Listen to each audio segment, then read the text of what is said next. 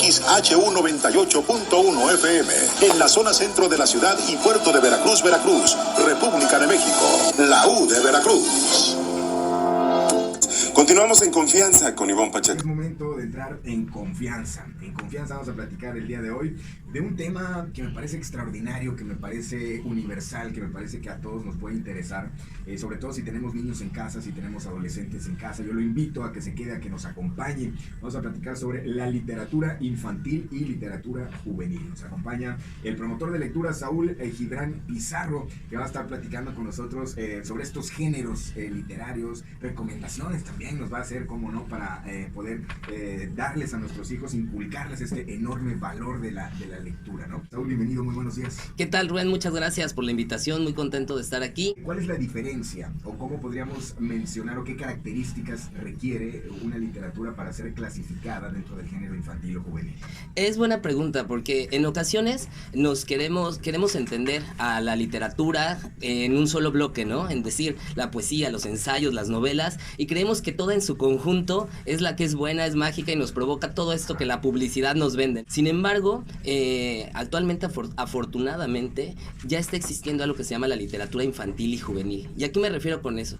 Es que la infancia como la pensamos hoy no ha sido igual que como la pensaban en la Edad Media, por ejemplo. En la Edad Media se pensaba que los niños eran como adultos pequeños. Entonces había que, de alguna forma no había que hacer distinción, sino simplemente instruirlos y contarles. Pensadores en el siglo XVII, XVIII como Rousseau se dieron cuenta que los niños necesitan cuidado, educación y necesidades especiales. Claro. Que posteriormente, ¿no? Cuando platicábamos fuera de corte, Charles Perrault, los hermanos Grimm, fueron autores que empezaron a recoger las tradiciones orales y las empezaron a llevar a los libros. Y con esto, digamos, ya a mediados del siglo XIX empezaba a crearse algo, pues viene la fantasía. Claro. Y la fantasía se une en relatos como Alicia en el País de las Maravillas de Carroll y de Lewis Carroll y Hans Christian Andersen. En esa época, como La Cerillera y estos cuentos de Navidad, se escapaban un poco de lo convencional que se creía, pero ya se pensaba en escribir para niños. Claro. En el siglo XX, después de la Primera y de la Segunda Guerra Mundial,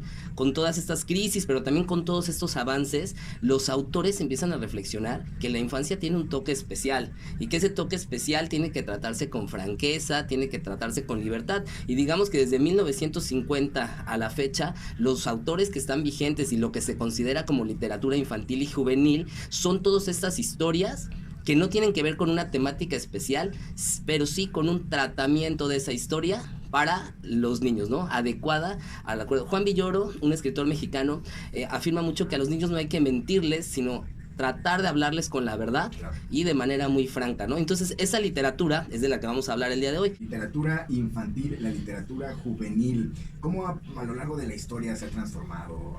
¿Ha ido cambiando? ¿Ha pasado de historias extraídas del folclore y de la cultura de ciertos lugares a algo fantasioso y posteriormente, bueno, ahora en la actualidad ya son libros bastante elaborados, bien pensados por equipos de expertos, ¿no? Psicólogos, pedagogos, ilustradores, enfocados perfectamente pues para cada edad incluso de los niños y de los adolescentes.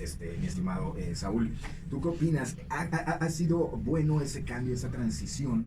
Mucho, porque se trata de ser cada vez menos condescendientes con los niños y ser más francos, ¿no? La condescendencia en los niños nos llevaba a veces a querer manipular el pensamiento. ¿A qué me refiero? Había libros que se escribían con una moraleja sobre el amor, ¿no? Sobre cómo algunos animalitos se encontraban a través de ciertos retos en la vida y acababan siendo amigos después de un pleito, pero los adultos y los niños sabemos que así no es en la vida, ¿no? Que la vida tiene también sus sinsabores y sobresaltos y que explicados de alguna manera especial, de una manera generosa, de una manera amorosa, los pueden entender, ¿no?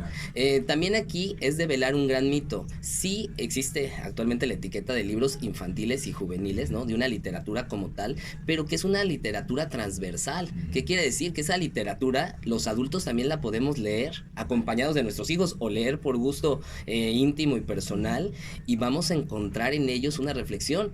Esta literatura ha crecido con el concepto de la infancia y todos nosotros fuimos en algún momento también niños, ¿no? Entonces también lo conversábamos antes de entrar al programa. A veces uno puede hojear estos libros y reencontrarse con eso que fue, pero también nos puede dar respuestas o nos puede generar preguntas sobre lo que somos, ¿no? No es lo mismo los libros con letras grandes, imágenes coloridas que se les dé para ir incentivándolos en el objeto libro a los muy pequeñitos, ¿no? Existen ya editoriales que hacen libros de plástico para poder meterlos al agua, mientras se bañan los puedan hojear. Después pasan a libros de tela, ¿no? Que son interactivos. Después a libros un poquito de cartón duro, porque saben que los van a estropear los niños entre los 4 y 6 años, y poco a poco se van generando nuevos lectores. Hay una selección buenísima que hace un escritor mexicano que se llama Daniel Goldman. Él estuvo a cargo de la Biblioteca Vasconcelos, esta biblioteca gigantesca en la Ciudad de México, y él tiene una colección en el Fondo de Cultura Económica que se llama A Orillas del Viento. Es una colección, para las personas que nos están escuchando, muy vasta. Estoy hablando de casi más de 200 libros que tiene esta colección A Orillas del Viento, que además el nombre es bellísimo, donde van por etapas seleccionando. Este autor seleccionó varios escritores y varias historias que pueden convidar con los niños. Una autora francesa que se llama Michelle Petit, ella dice que la lectura es un espacio íntimo que ayuda a resistir incluso en los tiempos de crisis. Claro. Entonces, justo, ¿no? Yo me imagino, el radioescucha que nos manda, por ejemplo, la biografía de Doors, ha de haber sido en su adolescencia, ¿no? ¿Y qué es la adolescencia? A veces es una etapa de crisis porque nos estamos conociendo, descubriendo, tenemos esta poda neuronal que pasa en nuestra cabeza. Entonces la lectura a veces se vuelve un espacio de resistencia, ¿no?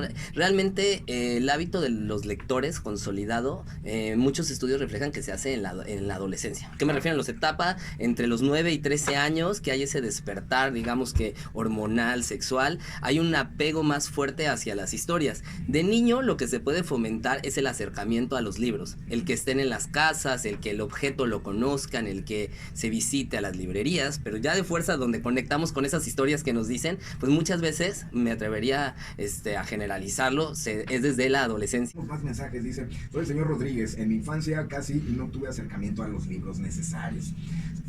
Justo también estaba, sin embargo, me acuerdo que un día fui al centro y había una señora en el Zócalo que estaba leyendo un libro llamado El Principito.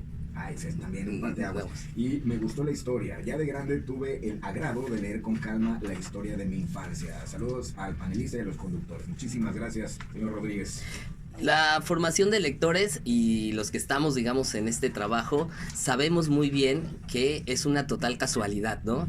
Que nosotros vamos a las escuelas, creamos clubes de lectura, damos pláticas, venimos a programas de radio, lanzando piedritas, buscando que la piedrita que lancemos haga eco en el pensamiento de las personas, y con que logremos que una o dos personas volteen a ver o les atraiga el tema de la lectura, con eso ganamos, ¿no? Ganamos todos, ¿no? Porque ganamos como sociedad, que se vuelve una sociedad crítica, pensante, con personas que conocen sus sentimientos, sus ideas y las demuestran. Pero justo, todos tenemos un maestro, un tío, una persona que nos encontramos, y si no, tengan abiertos los sentidos para hacerlo. Seguro que van ahí cerca de su cuadra, hay alguien que les puede contar una historia y puede transformar. Hay un escritor que se llama Nando López. Nando López trabaja mucho con los adolescentes, con la identidad, con lo que estamos viviendo hoy, que si los libros electrónicos son mejor que los impresos, que si es mejor ver películas, que si es mejor ver series coreanas o series japonesas, que si es mejor el anime que los dibujos animados, porque muchos abuelos se preguntan: es que en mis tiempos nada más veíamos dibujos animados y sobre todo de contenido americano, ¿no? Que nos inundaba a nuestro país, pero hoy están envueltos en los juegos. Digo, señor, ¿y eso es bueno o es malo, no? Si es que se puede catalogar así, ¿no? O nos estamos haciendo un mundo multicultural, globalizado. Un autor que es sumamente disruptivo se llama David Almond. Él, por ejemplo, tiene un libro que dice: mi papá es un hombre pájaro. Entonces, son historias fuera de lo común, son fantasías al estilo de Lewis Carroll, ¿no? Gusanos, son puertas a otros mundos, superpoderes, y que son libros que atraen mucho, ¿no? Entonces, felicito al promotor porque siendo tan joven ya está bastante ilustrado.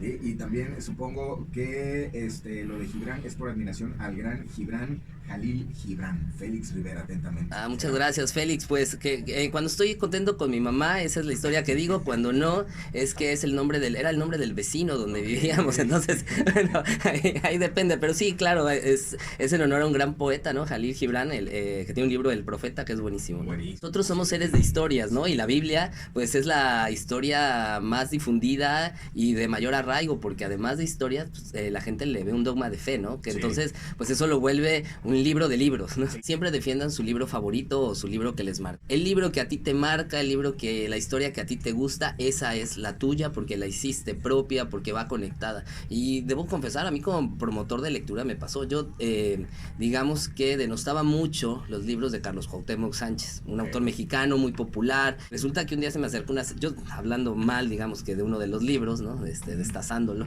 Y llega una señora y me dice, oiga, es que usted no sabe lo que está diciendo y la responsabilidad con que lo dice. Ese libro, por ejemplo, ayudó a mi hijo de no suicidarse, ¿no? Y es un libro que él lo tiene como, y dije, es cierto, ¿no? O sea, el poder de no tenemos ese poder ni debemos, ¿no? Nuestra historia favorita es nuestra historia favorita y debemos de conservarla como tal, ¿no? Existen en la actualidad libros físicos, libros digitales. ¿Cuál recomiendas tú más para los niños y los jóvenes? Los dos pueden convivir, ¿no?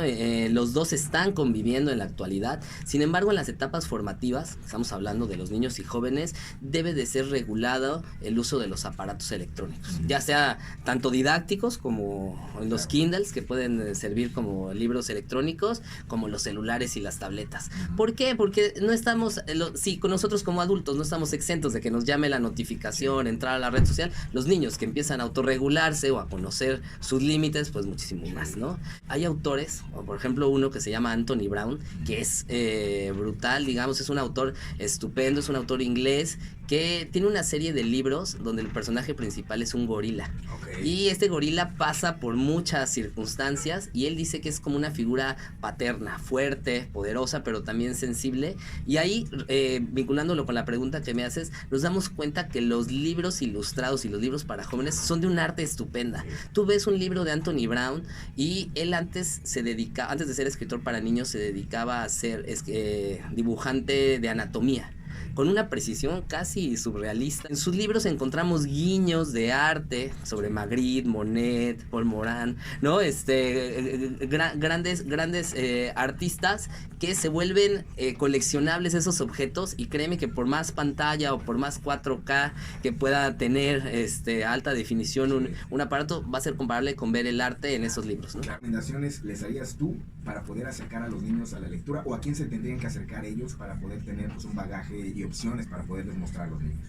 Bueno, primero que se quiten de la idea que leer es una obligación, ¿no? Leer es una decisión que se toma, y que primero, siempre va a ser, primero uno convertirse en lector para que los demás puedan ser lectores. A los papás, a los maestros que nos escuchan, no puedes formar algo, no puedes compartir algo que no te guste, que no lo tengas tú en tu vida cotidiana. Entonces, si los maestros están formando niños, pues conviértanse en lectores igual que los adolescentes. Si los papás están en esa aventura de la crianza de los niños, pues conviértanse en lectores. Ese es como uno de los principales, ¿no?, que podemos partir. Y dos, acercarse a lugares donde haya libros. Yo sé que la economía, pues a todos nos tiene a veces administrando o tratando de administrar lo mejor posible el recurso, pero hay algunas bibliotecas, hay algunas librerías donde pueden pasar tiempo. Hay una oferta cultural de museos que tienen algunos espacios para el diálogo, para pláticas, y eso también puede ser otra puerta de entrada, ¿no? Esos lugares donde haya cultura, donde haya libros, porque a partir de allí pueden crear ese vínculo. Un autor mexicano y sobre todo veracruzano que sin duda lleva mucho trabajo acerca de la literatura infantil y juvenil. Estoy hablando de Adolfo Córdoba. Adolfo Córdoba tiene un libro que se llama El Dragón Blanco y otros personajes olvidados.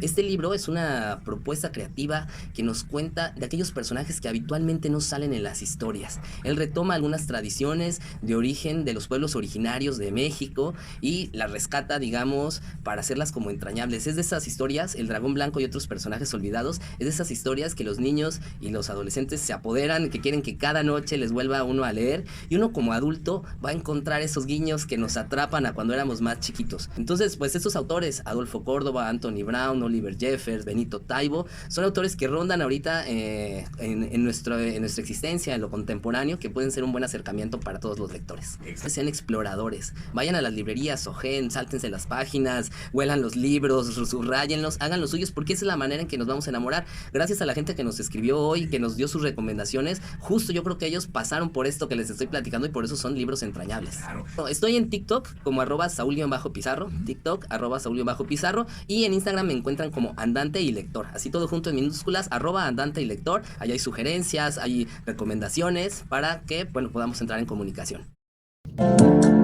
XEU 98.1 FM